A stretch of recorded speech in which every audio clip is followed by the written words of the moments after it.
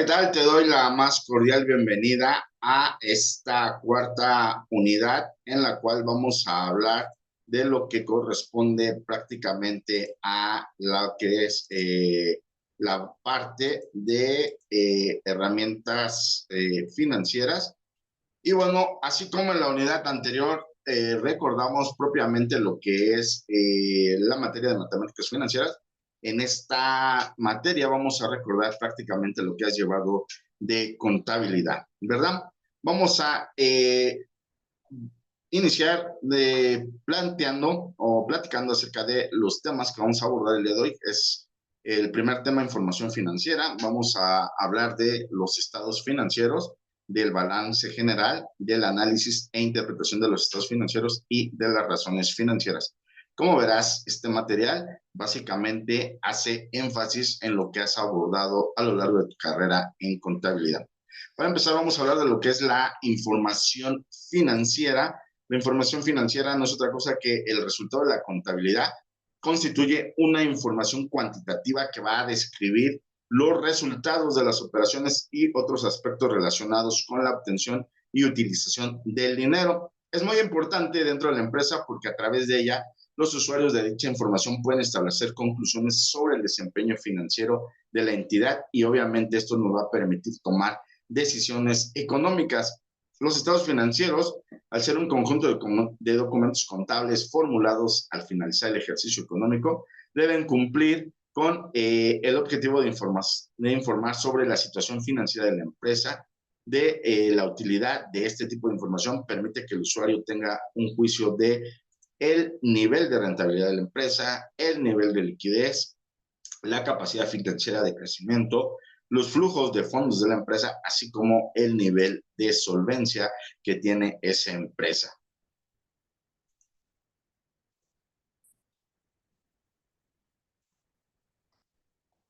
Y bueno, vamos a hablar ahora de lo que son los estados financieros. Recordar que los estados financieros contienen información de la organización, son denominados también cuentas anuales y estos informes son el reflejo de la contabilidad. En ellos se plasman lo que son las actividades económicas de la organización durante un periodo de tiempo, generalmente es a un año. Los estados financieros deben presentar la situación financiera de una entidad razonablemente, su desempeño financiero y su flujo de efectivo para representar de manera fiable los hechos económicos representados en las transacciones de acuerdo a las normas vigentes.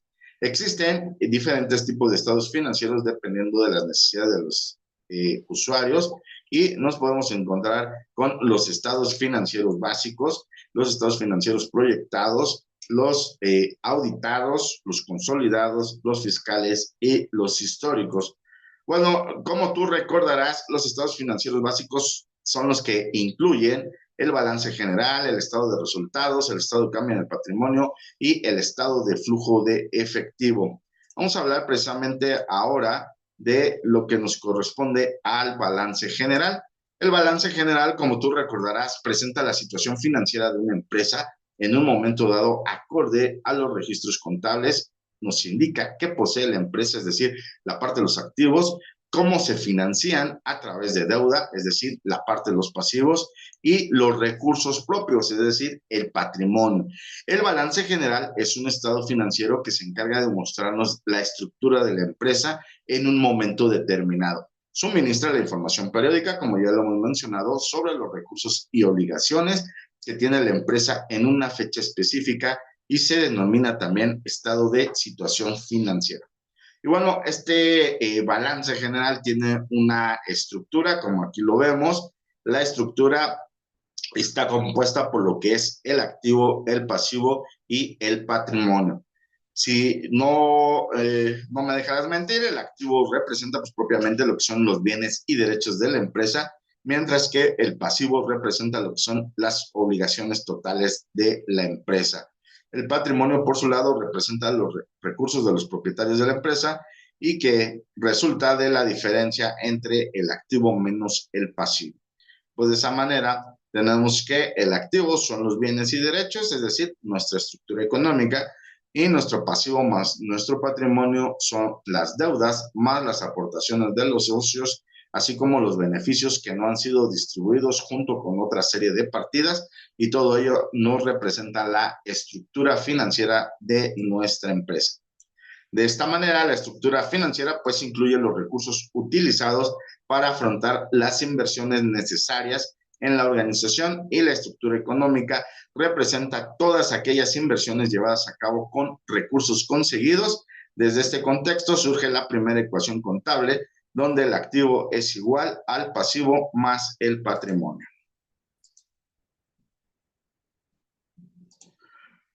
Y bueno, vamos a ver ahora lo que son los criterios de ordenamiento. Si eres contador, pues seguramente esto para ti es el día a día, y vamos a ver que desde un punto de vista analítico las cuentas se conforman, la estructura del balance tienen distintos criterios de ordenamiento.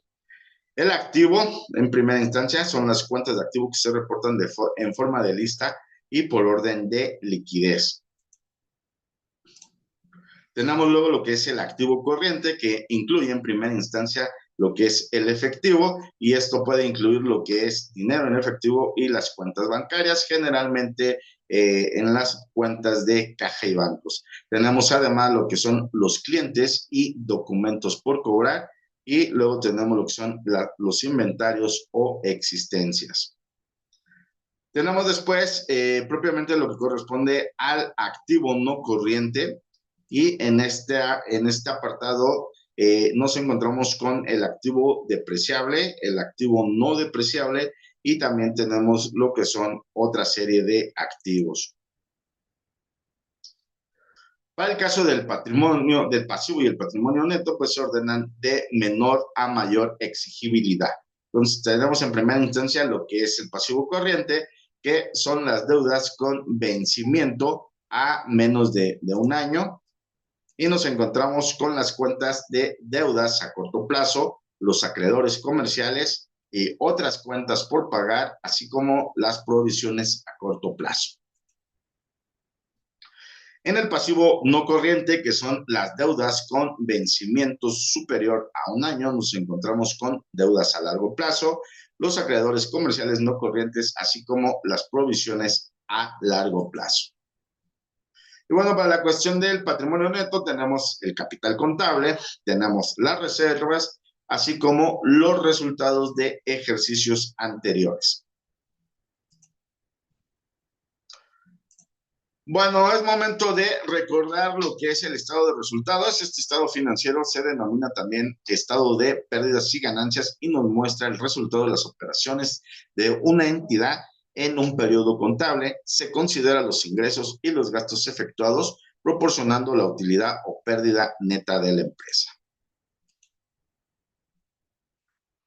El estado de cambios en el patrimonio neto es un estado financiero que tiene la finalidad de mostrar y explicar las modificaciones experimentadas por las cuentas del patrimonio en un periodo determinado, buscando explicar y analizar las variaciones con causas y efectos. Este estado puede presentarse de forma horizontal o vertical.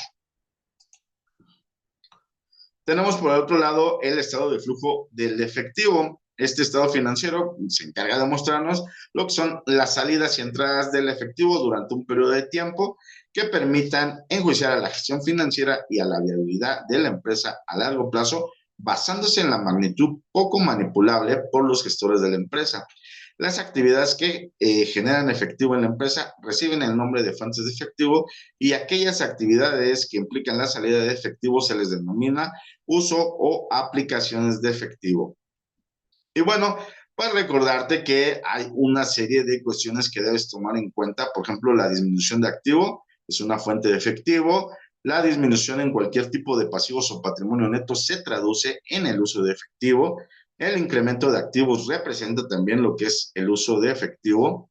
El estado del flujo de efectivo agrupa fuentes y uso de las siguientes categorías: el flujo de efectivo, actividades operacionales. A la utilidad neta se realizan varios ajustes. El flujo de efectivo, actividades de inversiones, que son cobros menos pagos en actividades de inversión.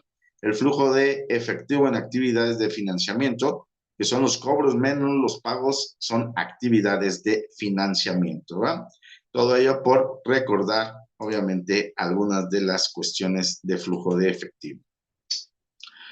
Bueno, vamos ahora a hablar de lo que es el análisis e interpretación de los estados financieros. En primera instancia, el análisis de los estados financieros de una entidad permite evaluar la condición financiera, la gestión financiera y también las tendencias, tanto generales como específicas, para generar soluciones o alternativas a la serie de problemas que surjan dentro de la organización. El análisis financiero como el conjunto de técnicas que se utilizan con el fin de diagnosticar la situación y la perspectiva organizacional. Desde este contexto, el análisis financiero surge para la toma de decisiones en el ámbito empresarial. Uno de los objetivos del análisis financiero es que a partir de este análisis, los estados financieros en los cuales se registra la información sobre las transacciones realizadas por la empresa permiten predecir el comportamiento futuro, y desde ese punto de vista los objetivos que persigue el análisis financiero son evaluar los resultados de la actividad realizada, aumentar la productividad del trabajo, disminuir los costos de los servicios para alcanzar la eficiencia planificada y estudiar la información sobre cómo se encamina la dirección del trabajo en la empresa. Como podemos ver, este análisis financiero es una herramienta que es muy útil para los miembros de la empresa porque genera relaciones cuantitativas de las variables que intervienen en los procesos operativos y funcionales de la compañía. A través de su uso se ejercen las funciones de selección, de previsión, de diagnóstico, de evaluación y la decisión como parte de la gestión financiera. Tenemos unos métodos de análisis financiero que los podemos clasificar en lo que sería el análisis horizontal y el análisis vertical.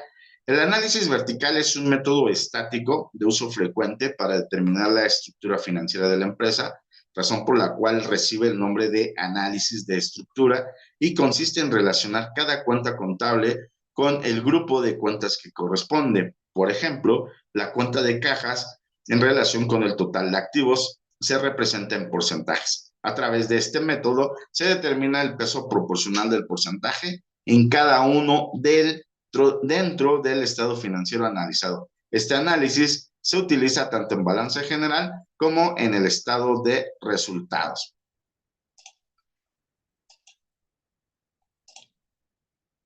Y bueno, para entender un poquito esto, vamos a ver un ejercicio con el procedimiento de porcentajes integrales.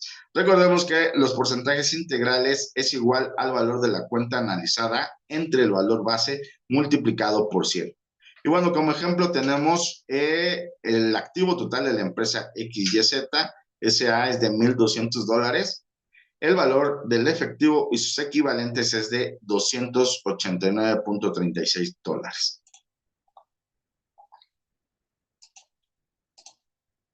Y bueno, para hacer esto, pues aplicamos la fórmula de porcentajes integrales, dividimos los 289.36 entre 1,200 y nuestro resultado es de 24.11%.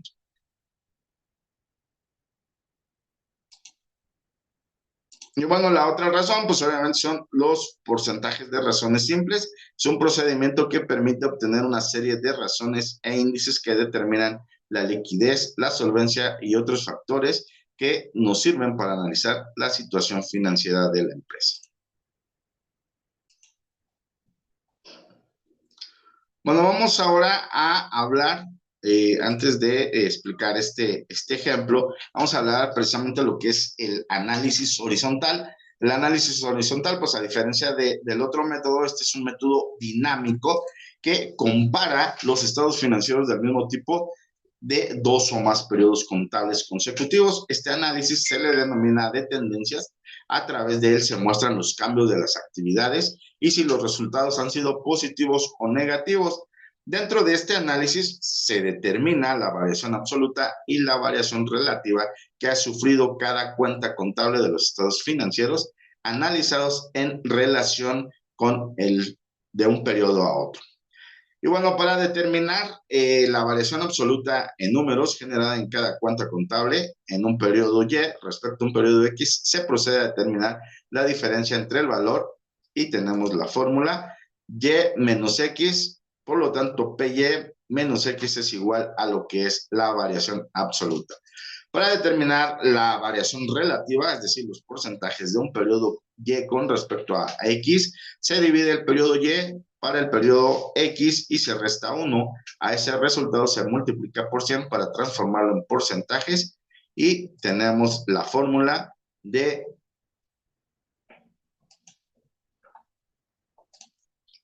PY entre Px menos 1, todo esto multiplicado por 100, esto es igual a la variación relativa, como aquí nos lo muestra. Y ahora sí, iniciamos con la parte del ejemplo. Nos dice, como ejemplo, la empresa ABC para el año 1 tiene un activo de $150 y en el año 2 el activo total es de $250.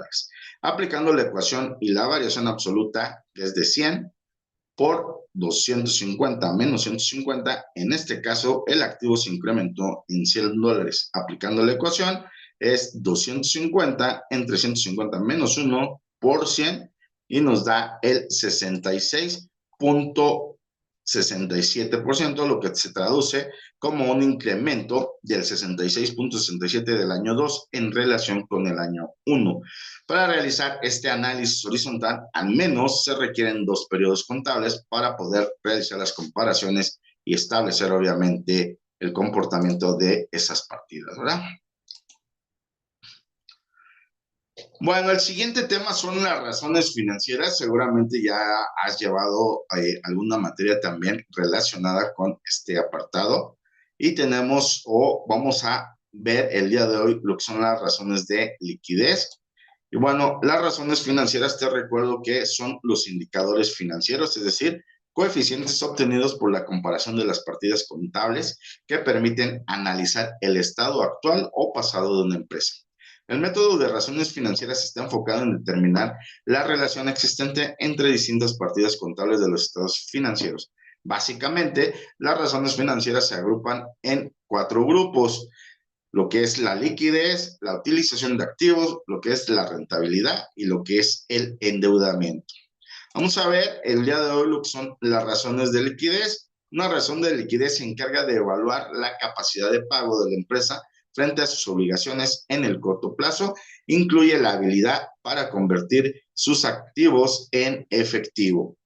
Y bueno, tenemos lo que es capital neto de trabajo, donde el capital neto de trabajo se denomina fondo de maniobras, es la diferencia entre el activo corriente y el pasivo corriente. Y tenemos obviamente la ecuación CNT, que es igual a el activo corriente menos el pasivo corriente. El capital neto de trabajo debe ser positivo. En caso de que sea negativo, pues obviamente nos va a mostrar un faltante para poder cubrir las obligaciones en el corto plazo. Y bueno, para entender esto, pues obviamente partimos de un ejemplo donde se tiene un pasivo corriente del 35% del total de activos. El activo corriente representa el 45% del total de activos, que son $1,500. Entonces, nuestro activo corriente es igual a $675 y nuestro pasivo corriente es igual a $525. Hacemos la operación reemplazando los valores en la ecuación y tenemos que una vez que la empresa cancele todas sus obligaciones en el corto plazo, va a disponer de $150 para poder realizar sus operaciones habituales.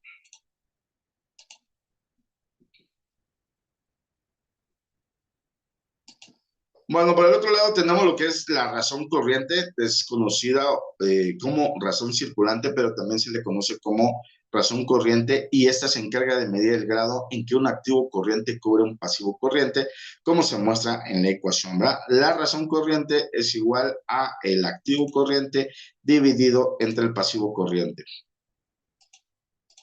Y bueno, para entender esta razón, pues partimos de un ejemplo.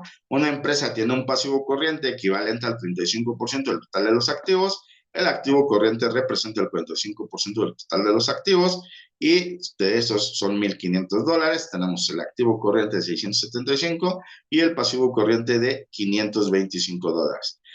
Reemplazamos todos estos valores en la ecuación y tenemos que nuestra razón corriente es igual a 675 entre 525. Por lo tanto, nuestra razón corriente es de 1.29, que se expresa generalmente en porcentajes. Sería 1.29%, y esto nos indica que la empresa, por cada dólar de deuda en el corto plazo, tiene $1.29 para poderla cubrir. En el caso de que la razón fuera menor a 1, pues obviamente advierte que la empresa tiene problemas de liquidez para poder afrontar sus deudas en el corto plazo. Y bueno, para cerrar nuestra cápsula del día de hoy, y pues para cerrar prácticamente también lo que es la materia, vamos a cerrar con lo que es la razón ácida, y es conocida también como prueba ácida o líquida seca.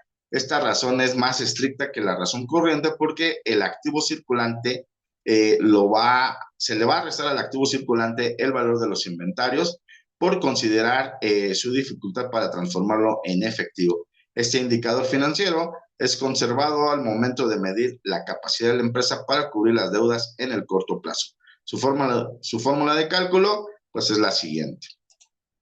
La razón ácida es igual a los activos corrientes menos los inventarios dividido entre el pasivo corriente. Y bueno, para entenderlo, pues también partimos de un ejemplo en el cual tenemos una empresa que presenta un activo corriente de $675. Los inventarios equivalen al 20% y el activo del activo corriente y el pasivo corriente equivale a 525. Entonces, hacemos nuestra operación. Nuestra razón ácida es igual a 675 menos 135, que es el equivalente de los inventarios dividido entre 525. Luego de retirar el inventario de los activos corrientes, se evidencia que la empresa tiene una liquidez del 1.03%. Es decir, por cada dólar de deuda en el corto plazo, la empresa dispone de 1.03 para poder cubrir dicha deuda. Y bueno, pues obviamente todo lo que sea por arriba de 1 significa que la empresa está en capacidad de hacer frente a sus obligaciones inmediatas, y si hoy tuviera que liquidar todas sus deudas, pues obviamente tendría el 0.03% disponible para continuar con sus operaciones. Si está por debajo de 1, pues obviamente indica que esa empresa no tiene liquidez. Ahora bien, aquí es muy importante mencionar que cuando hacemos este estudio o estos análisis, tenemos que saber precisamente de qué empresa estamos hablando, ¿verdad? Si es una empresa que maneja una serie de activos, y seguramente no va a tener precisamente liquidez, porque se encuentra básicamente toda esta cuestión de la parte monetaria se encuentra dentro de los activos, ¿verdad? Dentro de las mercancías generalmente. Entonces, hay empresas que trabajan con muy poca liquidez, pero es obviamente de acuerdo a la dinámica de esa empresa. Ahora, si es una empresa que necesita tener flujo de liquidez para poder operar, pues obviamente la falta de liquidez o de poder hacer frente a las obligaciones inmediatas, pues obviamente la van a volver una empresa que no sea líquida. Bueno, pues con esto estamos concluyendo esta cuarta cápsula, y también con esta cápsula pues básicamente estamos concluyendo la materia. Como siempre, te deseamos mucho éxito y esperamos vernos por ahí en las clases sincrónicas. Hasta pronto y como siempre, lo mejor de lo mejor.